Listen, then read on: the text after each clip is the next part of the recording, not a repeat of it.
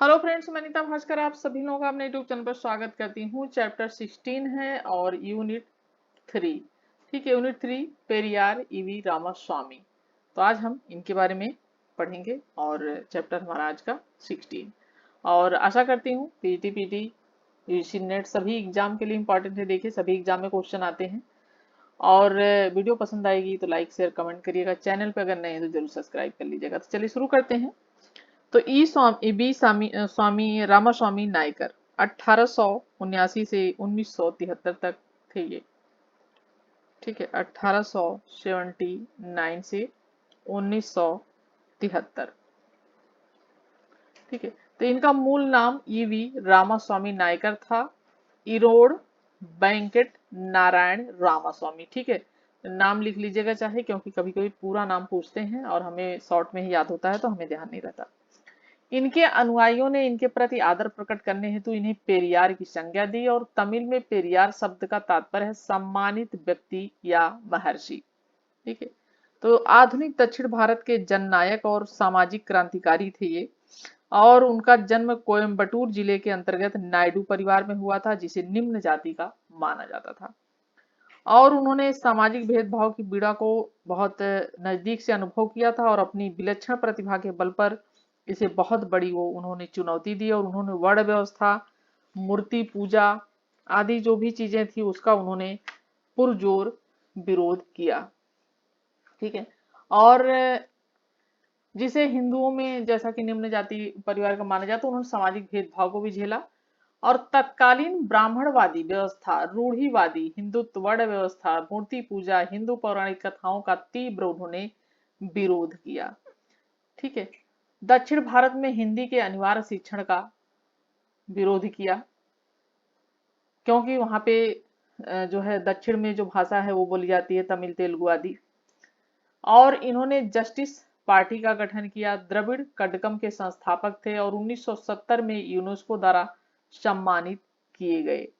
ठीक है, तो नायकर ने अपने सामाजिक जीवन में जैसा कि इन्होंने भेदभाव का तीव्र विरोध किया, जो भी भेदभाव होता था।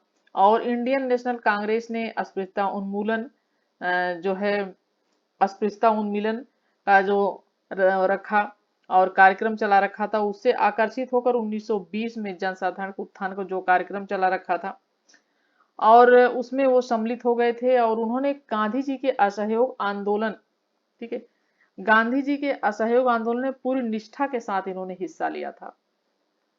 और जो है खादी के प्रयोग को भी उन्होंने बढ़ावा दिया। और उसी वर्ष उन्हें मद्रास प्रेसिडेंसी की कांग्रेस कमेटी का अध्यक्ष इन्हें चुन लिया गया था।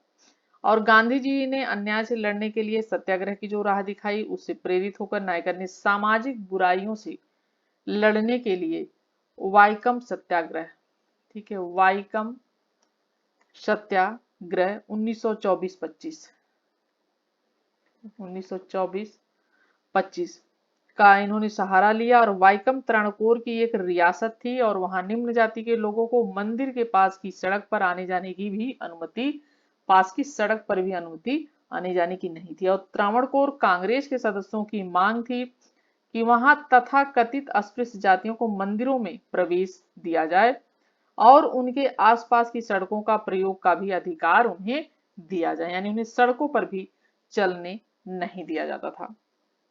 ठीक है, इनकी रचनाएं हैं, ठीक है, इनकी रचनाएं हैं why were woman enslaved, Periyar of Buddhism, thoughts of Periyar. ठीक है, इनकी महत्वपूर्ण रचनाएं हैं।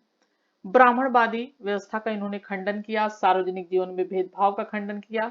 और कांग्रेस का जैसा कि अस्पृश्यता उन्मूलन प्रभावित होकर 1920 में कांग्रेस के में शामिल हुए और त्रावणकोर में वाइकम सत्याग्रह का नेतृत्व किया। और कांग्रेस में गैर ब्राह्मणों के प्रति हो रहे भेदभाव को देखते हुए इन्होंने कांग्रेस छोड़ दी बाद में।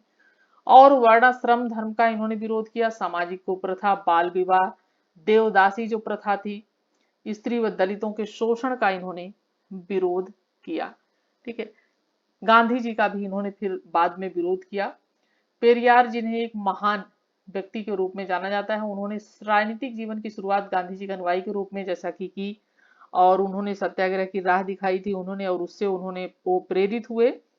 और लेकिन उसके बाद फिर उन्होंने उनका विरोध किया, और परंतु कांग्रेस के परित्याग के बाद उन्होंने गांधी के विचारों के प्रति विरोध व्यक्त किया। उनके अनुसार गांधी वर्ण व्यवस्था के समर्थक थे, इनका कहना था। जाति का उन्मूलन। उनके अनुसार भारतीय समाज में जाति व्यवस्था सर्वाधिक भेदभावपूर्ण में अतिक्रमता मूलक थी, जिसमें शुद्धता और प्रदूषण का विचार अमानवीय है। उन्होंने कहा कि जातिवाद केवल समाज में ही नहीं अपितु राजनीतिक दल और विभिन्न दबाव समूहों में भी वह विद्यमान है, जिसे वो समाप्त करना चाहते थे। 1925 में नायकर और उनके सहयोगियों को पता चला कि श्रमा देवी के गुरुकुल में सामाजिक भेदभाव बरता जा रहा है। ठीक है, श्रमा देवी के गुरुकुल में, और यह गुरुकुल कांग्रेस के चंदे से चल रहा था और इसमें गैर ब्राह्मण लड़कों को ब्राह्मण लड़कों के साथ बैठकर भोजन करने की अनुमति नहीं थी। कांग्रेस के सदस्य इससे क्षुब्ध तो थे, परंतु गुरुकुल के मामलों में हस्तक्षेप करने का उनमें साहस भी नहीं था, और नायकर ने कांग्रेस कमेटी में यह संकल्प पारित करा दिया कि जो भी संगठन राष्ट्रीय आंदोलन नेशनल मूवमेंट जो है में हिस्सा लेगा, वह जन्म के आधार पर लोगों में कोई भेदभाव नहीं करेगा, परंतु इससे गुरुकुल का विवाद हल नहीं हुआ।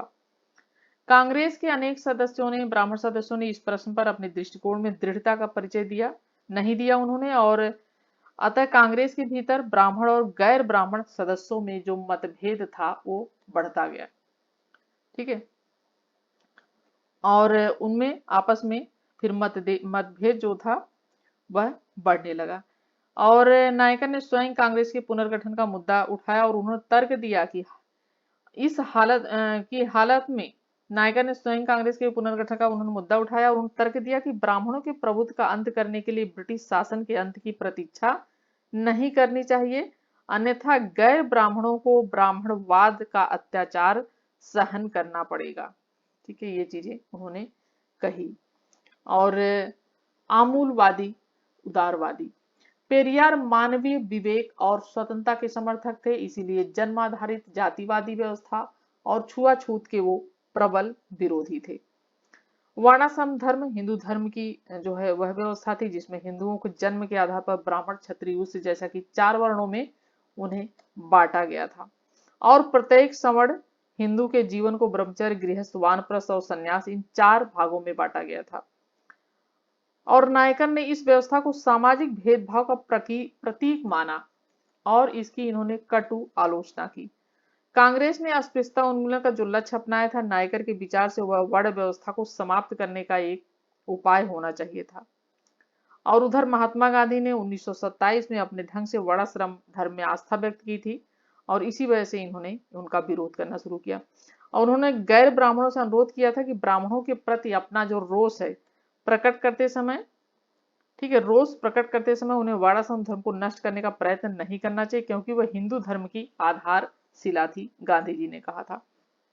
ठीक है, और उनके अनुसार धार्मिक समाज में धर्म और धार्मिक ग्रंथियों के आधार पर कुरीतियों का समर्थन किया जाता है, जबकि उन्होंने नई तकनीकी की खोज एवं ज्ञान के नए आधारों के निर्माण पर बल दिया।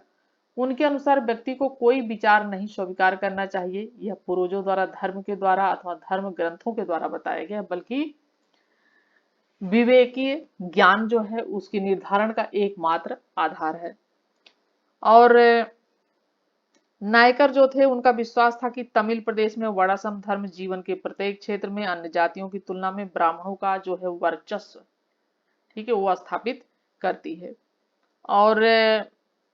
और सारे गैर ब्राह्मण को शूद्र का दर्जा दिया जाता है, और यह सब वर्णों को अपने अपने धर्म के पालन का निर्देश दिया जाएगा, तो सारे गैर ब्राह्मण केवल ब्राह्मणों की सेवा करने और अपमानजनक जीने को उन्होंने जो है कहा कि विवश हो जाएंगे। और नायकर मानते थे कि वर्णाश्रम धर्म अस्पृश्यता और बाल विवाह जैसी कुरीतियों है उसको भी वो बढ़ावा देता है। ठीक है, और जबकि स्वयं गांधी जी इन सामाजिक बुराइयों से लड़ रहे थे, और यह तर्क देकर उन्होंने गांधी जी से अपना दृष्टिकोण बदलने का अनुरोध किया, परंतु उनकी बातचीत विफल हो गई, और इस पर नायकर कांग्रेस के विरुद्ध हो गए, और बाद में उन्होंने स्वाधीनता आंदोलन में कांग्रेस की भूमिका की सराहना भी की, परंतु वे स्वयं फिर से कांग्रेस में सम्मिलित नहीं हुए, बल्कि जस्टिस पार्टी में सम्मिलित हुए, और 1944 में इस पार्टी ने अपना नाम बदला। ठीक है, इस पार्टी ने अपना नाम बदलकर क्या रखा था, द्रविड़, ठीक है, द्रविड़ कसगम, ठीक है, द्रविड़ कसगम रखा था। ये थोड़ा सा ध्यान रखेंगे, यहाँ भी लिख देती हूँ मैं फिर से, ठीक है, द्रविड़ कसगम, क्योंकि इस तरीके की चीजें पूछ लेते हैं एग्जाम में। तो इसका नाम इन्होंने रखा था और कालांतर में इस पार्टी में फूट पड़ी, फूट जाने से द्रविड़ मुन्नेन कसम का आविर्भाव हुआ। और निरीश्वरवादी, वे ईश्वर को नहीं मानते थे। उनके अनुसार ईश्वर ने कभी भी किसी को अपना दर्शन नहीं दिया और ईश्वर धर्म की उत्पत्ति का मूल कारण भय, अज्ञान और गरीबी है। उन्होंने व्यक्ति के विवेकशील चिंतन पर बल दिया। आर्य आधिपत्य का उन्होंने विरोध किया। उनके अनुसार आर्यों के द्वारा द्रविड़ों पर आधिपत्य स्थापित किया गया है, जो वेदों के द्वारा निर्मित किया गया है, और वर्णाश्रम और धर्म का निर्माण किया गया, और इसी वर्णाश्रम से शूद्रों की उत्पत्ति हुई। ब्राह्मण जो आर्य के प्रजाति के थे, उन्होंने स्वयं को समाज के नेतृत्वकर्ता मान लिया, जिससे समाज में ऊंच नीच के भेदभाव उसका भाव का विकास हुआ और सामाजिक विषमता भी फैली। उनके अनुसार छुआछूत मानवीय गरिमा को क्षति पहुंचाने वाला सर्वाधिक जो है कठोर माध्यम है, उन्होंने कहा, ठीक है। और क्रांति और साम्यवाद, उनके अनुसार समाज में क्रांतिकारी परिवर्तन से होते रहे हैं और छुआछूत को समाप्त करने के लिए ऐसे ही क्रांतिकारी परिवर्तनों की आवश्यकता है जहां राजा, पुजारी, जाति, धर्म एवं ईश्वर के विरुद्ध क्रांति की जाएगी। उन्होंने आत्मसम्मान आंदोलन का साम्यवाद के साथ विलय कर दिया, ठीक है। उन्होंने आत्म सम्मान आंदोलन या स्वाभिमान आंदोलन की संज्ञा जिसे दी जाती है, और उन्होंने समाज सुधार कार्यक्रमों को बढ़ावा देने के लिए एक जो है ये आत्मसम्मान आंदोलन 1925 में, ठीक है, चलाया था इन्होंने। और इसका लक्ष्य तमिल प्रदेश के गैर ब्राह्मणों के मन में अपनी द्रविड़ परंपरा पर गर्व का भाव जगाना था, जो गैर ब्राह्मण थे। वाल्मीकि रामायण के रावण को द्रविड़ जाति के आदर्श नायक के रूप में चित्रित किया, राम को आर्य जाति के दुष्ट व्यक्ति के रूप में चित्रित किया। कई हिंदू देवी देवताओं के चरित्र पर भी कीचड़ उछालने की कोशिश की। पेरियार रामायण की जो है रचना की। ब्राह्मणों के धार्मिक वर्चस्व को चुनौती देने के लिए उन्होंने आत्म सम्मान विवाह उत्सव भी जो है आयोजित किए, जिसमें ब्राह्मण पुरोहित को बुलाए बिना विवाह संस्कार संपन्न कराए जाते थे। दलित जातियों के मन से हीन भावना हटाने के लिए आत्मसम्मान पूर्वक जीने की उन्होंने शिक्षा दी। अस्मिता की भावना को बढ़ावा दिया। आत्मसम्मान आंदोलन के प्रचार हेतु कुड़ी आरासू व रिवोल्ट का प्रकाशन उन्होंने शुरू किया। दलितों की नई पहचान स्थापित करने हेतु न केवल द्रविड़ आंदोलन चलाया, बल्कि एक नए स्वाधीन देश द्रविड़स्तान, ठीक है, द्रविड़स्तान की भी उन्होंने मांग उठाई थी। भाषा विवाद, तो मद्रास प्रेसिडेंसी में जब चक्रवर्ती राजगोपालचारी के नेतृत्व में स्कूली स्तर पर हिंदी भाषा अनिवार्य की गई थी, तब पेरियार ने इस नीति का उन्होंने विरोध किया, और इस विरोध के दो कारण थे। तमिल प्रदेश में हिंदी लागू करने का अर्थ था संस्कृत का पुनरुत्थान, और हिंदी के बजाय मातृभाषा पर बल दिया जाना चाहिए, उन्होंने कहा।